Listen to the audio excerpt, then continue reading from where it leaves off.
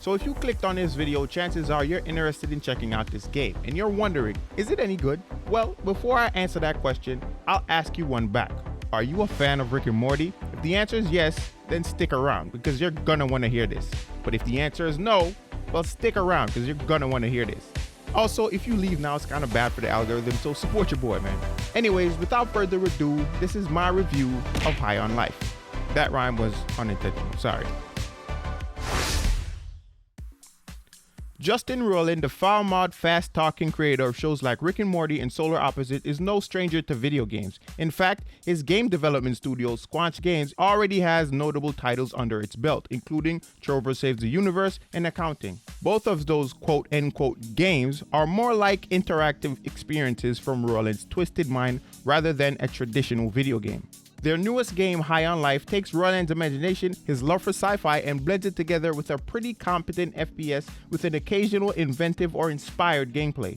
Now remember I asked you at the beginning of this video if you were a fan of Rick and Morty? Well, if that particular brand of comedy is more likely to make you roll your eyes than give you a good belly laugh, High on Life likely won't change that. However, there's a pretty remarkable game to be played here. Now this is a review, so let's take a look at both the good and the bad here. You ever been to the big city? Because you're about to, except that it's a space city.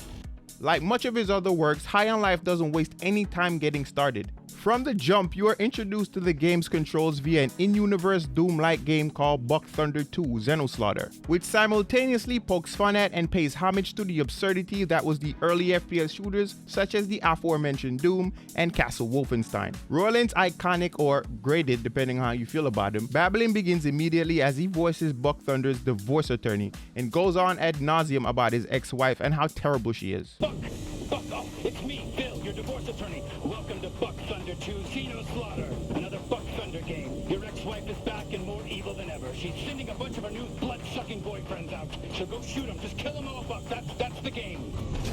Now, if you start High on Life and you're ready to tap out in this intro portion, hold on just a bit longer. Once you are past that, you're introduced to the protagonist's snorting sister, and things quickly escalates to sci-fi action when an alien drug cartel teleports to your street and quickly kills an alien in cold blood. Kenny, the talking species of weapons, of which there are several in this game, explained that the alien cartel has arrived to Earth to turn humans into drugs.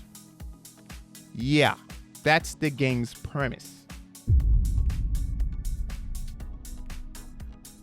Once Kenny's introduced, you get your first taste of what the game is at its core, a great shooter. Aiming and firing is a breeze and feels great, with plenty of satisfying visual feedback that gives each shot and reload a significant amount of weight. Playing the game feels fantastic, even if it is, let's say it, sonically unpleasant at times.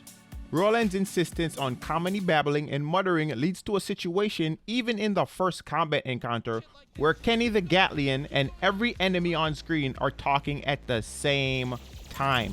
It's difficult to even tell sometimes if what they're saying is even funny or not, because everything is being said all at once. This is a pretty frequent occurrence throughout the game, but roughly an hour in, it gives you the option to turn down the extra dialogue outside of major story events.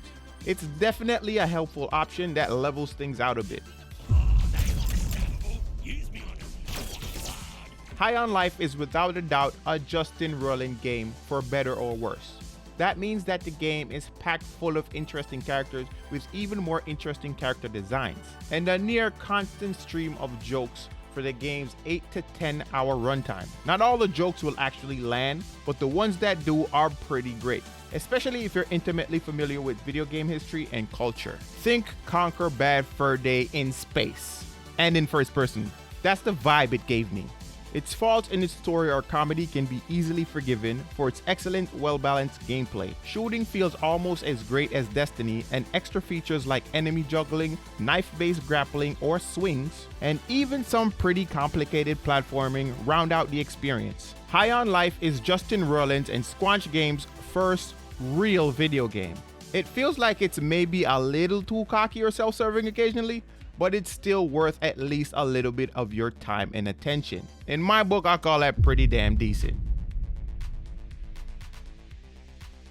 So yeah, that's pretty much what I had for you guys. Did you agree with my rating of High on Life? Comment below and let me know. Also, if it's your first time to the channel, consider subscribing and hitting that notification bell for more content like this. Speaking of more content, check out my most recent video right here.